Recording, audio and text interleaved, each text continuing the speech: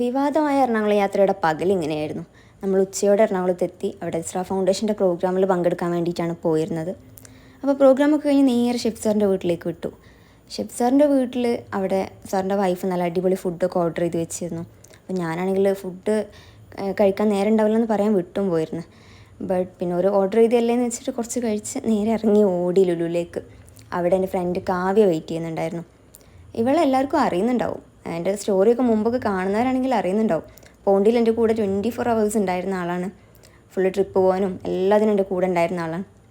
പിന്നെ പോണ്ടിക്കാരെ കണ്ടു കഴിഞ്ഞാലുള്ള സ്ഥിരം കലാപരിപാടി തള്ള് പ്ലസ് പോണ്ടി മിസ്സിങ് കഥകൾ, അങ്ങനെ കുറേ നേരം പോയി. പിന്നെ അത് കഴിഞ്ഞ് നമ്മൾ നേരെ കോഫി കപ്പിൽ കയറി ഫുഡൊക്കെ കഴിച്ച് നല്ല ആംബിയൻസ് ആയിരുന്നു അവിടെ. പിന്നെ അതാ വീണ്ടും ടാറ്റ പറയാനുള്ള ടൈമായി. അപ്പോൾ നമ്മൾ പോകാൻ വേണ്ടിയിട്ട് മെട്രോ വെയിറ്റ് ചെയ്യാണ്. മെട്രോയിലാണ് റെയിൽവേ സ്റ്റേഷനിലേക്ക് പോകുന്നത്. അപ്പോൾ മെട്രോ വെയിറ്റ് ചെയ്യാണ്. അങ്ങനെ വീണ്ടും കാണാം വേറൊരു വീഡിയോയിൽ. അപ്പം ഇപ്പം തൽക്കാലം പോട്ടെ, ബൈ.